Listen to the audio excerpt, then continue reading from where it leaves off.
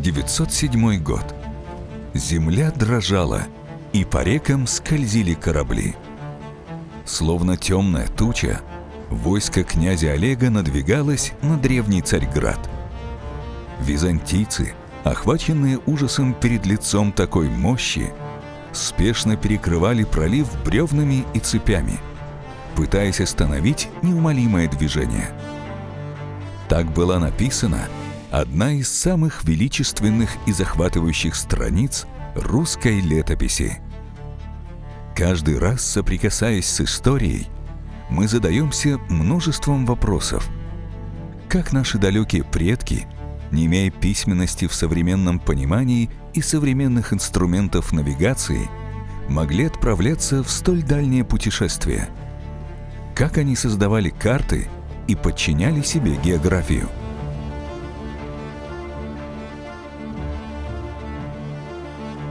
В Национальном центре России открылась выставка «Уроки географии». Масштабный проект, рассказывающий о том, как формировалась карта нашей необъятной страны.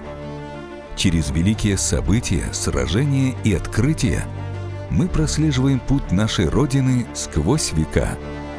Мы отправляемся в путешествие сквозь эпохи и расстояния, чтобы сделать 8 шагов по карте России.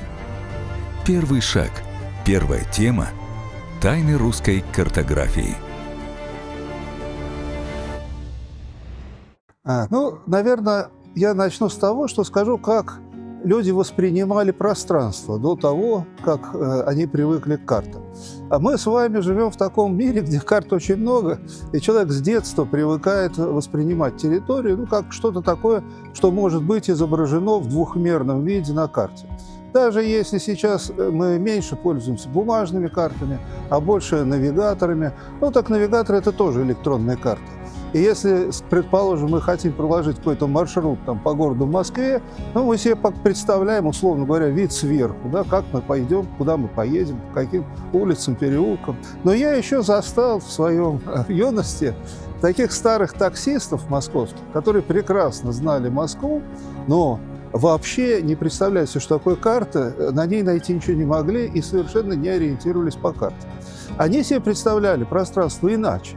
Не как двухмерное такое пространство, а как сеть каких-то направлений. Как проехать куда, они прекрасно знали. Это были нити, маршруты, которые были связаны друг с другом в какую-то сеть, в цепочку.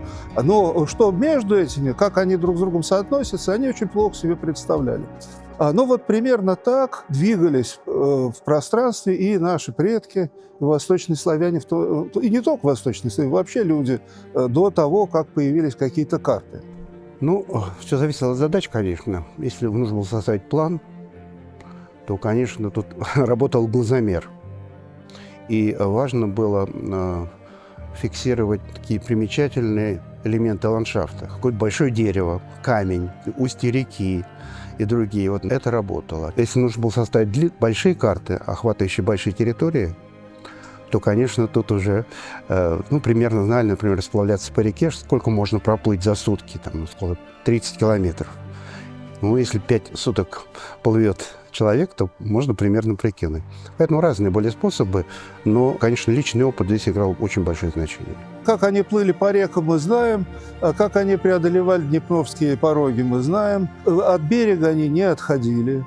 Тогда не было плаваний прям так через Черное море. То есть они двигались вдоль берега, и понять, как они продвигались, легко. Мало того, поскольку наши князья, они все же викинги, а викинги умели ориентироваться в море довольно необычным образом. Дело в том, что в сагах говорится о том, что плавали при помощи солнечного камня. Думали сначала, что какие-то сказки просто такое. А потом, примерно во время войны, нашли корабль разбитый, английский, где лежала пластинка полевого шпата. И тут стало понятно, что дело в том, что вообще солнечный свет, он не поляризованный. То есть что значит не поляризованный? Он колеблется в разных плоскостях.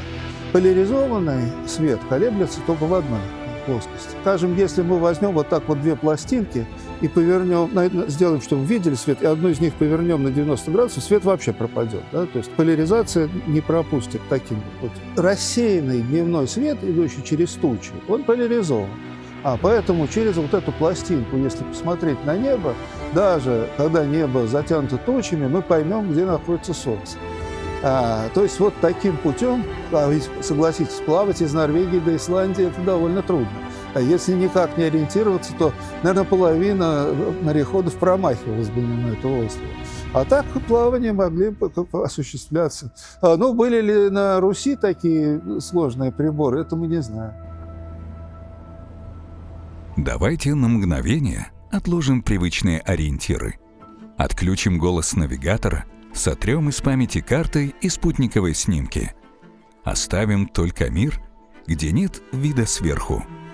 Наши предки, восточные славяне, те, кто объединял племена в будущую Русь, воспринимали пространство иначе, чем мы. В основном восточные славяне перемещались по рекам, что и понятно, потому что тогда транспортной сети не было, по рекам можно было и летом, и зимой по льду перемещаться, поэтому для них важными ориентирами служили меандры, то есть речные излучины, и притоки рек. Вот считая меандры и притоки, люди ориентировались. Реки были главными дорогами, их изгибы – живыми указателями. Но как зафиксировать пути без привычной сетки координат? Наши предки умели измерять расстояние с удивительной точностью. Доказательство – камень, переживший века. Да и вообще довольно мало до нас дошло, к сожалению, информации о наших предках. Даже религия у нас реконструируется с большим трудом. Что уж тут говорить о таких более сложных вещах. Единственный, пожалуй, такой объект, о котором можно говорить, что он передавал географическую информацию, и он сохранился до наших дней, это так называемый Кнутараканский камень. Вот этот Кнутараканский камень сейчас в Эрмитаже хранится. И на этом камне высечена надпись, что в 1068 году, ну, там, естественно, дата от сотворения мира, я просто по нашему счету говорю, князь Глеб Святославович измерил расстояние от города Кнутаракани до города Корчев. Корчев – это по нашему современному Керчь. То есть, собственно говоря, он измерил по льду Керченский пролив. И нашел, что расстояние между этими городами 14 тысяч сажений, что соответствует 24 километра, очень точные измерения. А как он взял центры городов? Ну, от главного храма одного города до главного храма другого города. Надо сказать, что такое измерение было сделать довольно сложно. А почему? 24 километра за горизонт-то мы не видим, поэтому найти прямую линию, вот прямо так, это была задача, которую в данном случае люди Глеба Святославовича смогли решить. Ну, вы знаете, до почти 19 века западные географы – это были кабинетные ученые. Они сидели в кабинете за столом, приглашали путешественников, купцов, и все у них спрашивали, что они видели, что они слышали. По их рисовали карты. Ну, некоторые из наших тоже географов так делали, но, конечно, здесь, опять же, личный опыт был все-таки преобладал. Первые попытки запечатлеть мир на плоскости, чертежи, были утилитарными. Вершиной допетровской картографии стал легендарный большой чертеж Ивана Грозного. Но история не пощадила его. До нас дошла лишь книга большому чертежу, текстовое описание державы. Ну, именно вот чтобы был такого года чертеж, это мы не знаем. Вообще таких чертежей у нас, вот большого чертежа до нас не дошло, дошла только книга большого чертежу. По этой книге многие историки пытались реконструировать большой чертеж. Это не получается. А дошло до нашего времени два чертежа. Один чертеж русским и шведским городам от Новгорода до Варяжского моря, и другой чертеж городам по рекам Оке, Дону и Волге от Москвы до Астрахани. Вот глядя на эти чертежи, мы можем себе представить, как примерно выглядел этот большой чертеж и на основании чего, собственно, составлялся этот большой чертеж.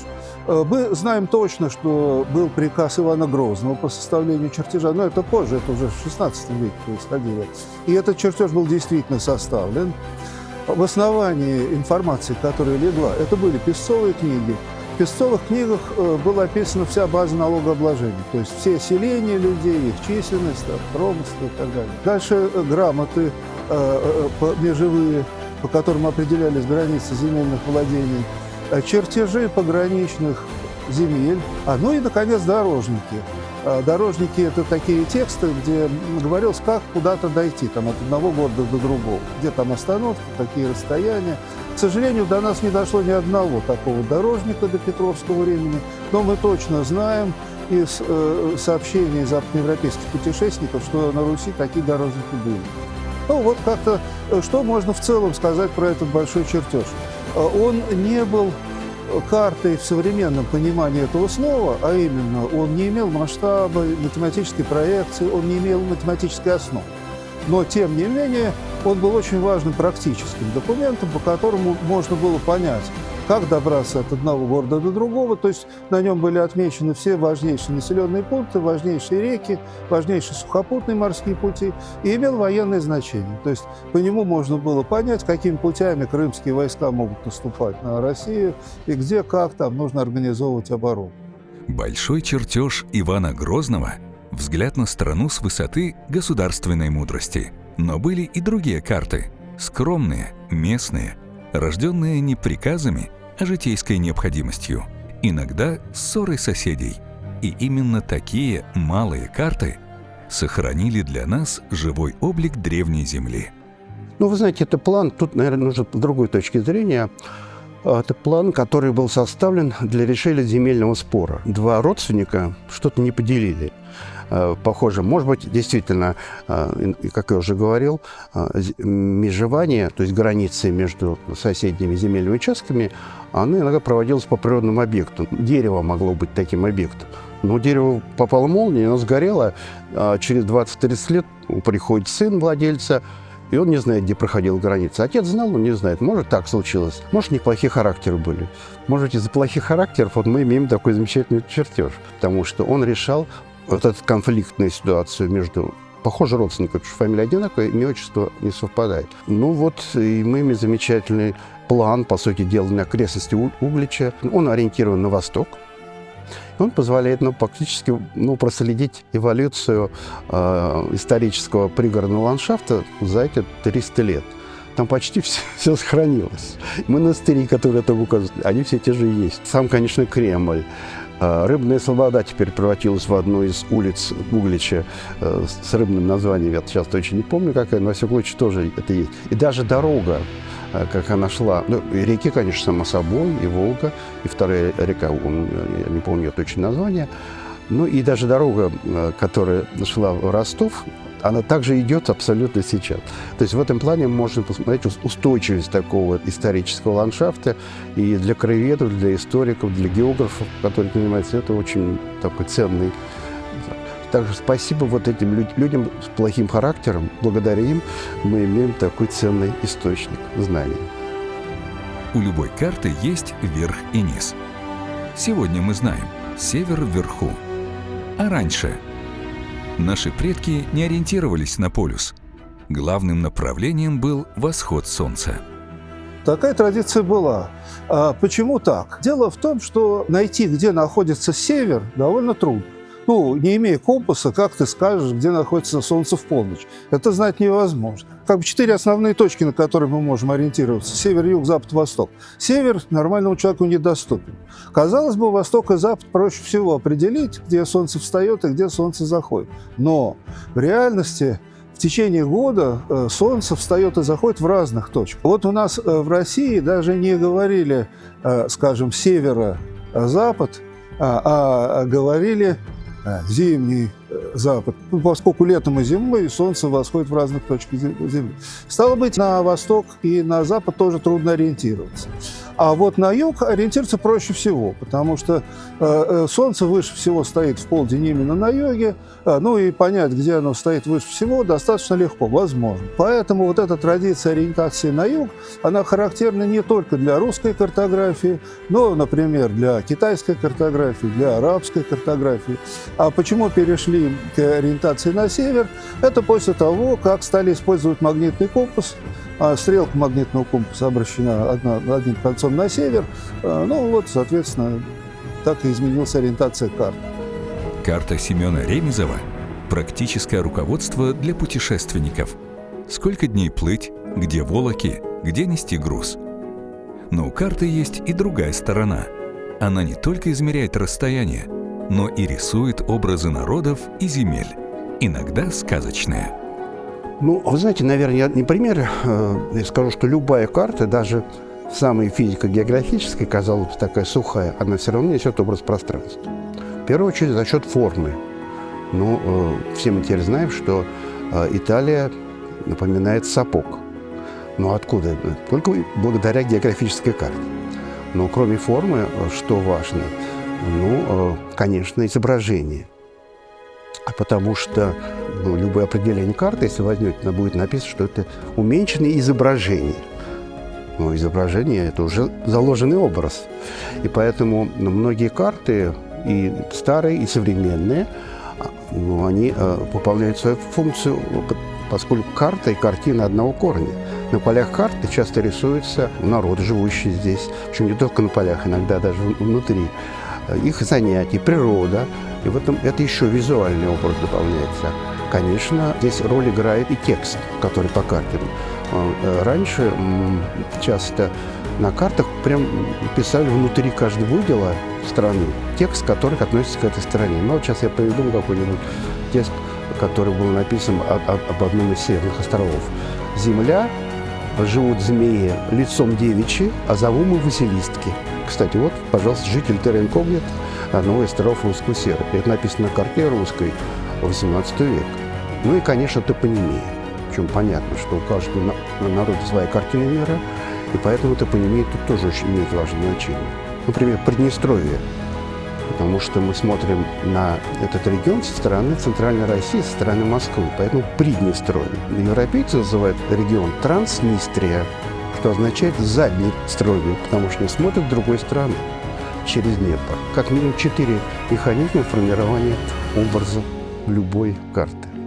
Но смотрите, карта – это не только изображение, это еще и текст. Да?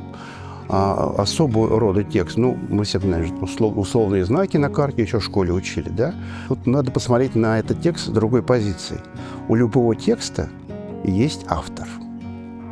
Поэтому не случайно карта называется Герефордова «Карта мира», да, или карта Ремезова. А автор живет в безвоздушном пространстве, да, в определенной среде, в культурной, в определенном обществе. Взгляды этого общества он отражает. Ну, как любой художник на самом деле. Поэтому так называемые ошибки на этих картах, они очень много могут дать для понимания культуры на данный исторический срез этого общества, этого народа. Поэтому получается, что это важный источник информации, знаний о той или иной культуре. Эти карты для нашего времени не будут казаться точными. Как я говорил, эти карты говорили об определенных направлениях. И если мы будем использовать эту карту, например, для того, чтобы на байдарке спускаться по какой-то сибирской реке, то эта карта будет очень точна и хороша. Она, может быть, даже будет не хуже наших современных карт, тем более, что, например, на картах Семена Ульяновича Ремезова, известного картографа, который много сделал для составления карты Сибири, хотя не было масштаба и расстояния не указывались, но он подписывал расстояние от одного населенного пункта до другого во времени. Сколько, скажем, дней нужно плыть по течению, против течения, налегке, с грузом. То есть практически пользоваться вот этими картами можно. Но если бы, например, мы пытались воспользоваться такой картой, чтобы перейти из одного речного бассейна в другой, то мы бы встали в тупик, потому что этой информации там нет. Для таких путешествий эти карты были бы не предназначены. То есть определять расстояние и направление по этим картам нельзя. Карта всегда чей-то взгляд – князя, монаха, землемера или таксиста. Чем дальше вглубь веков, тем больше тайн в этих взглядах. Мы сделали первый шаг – тайны русской картографии. Впереди новые горизонты.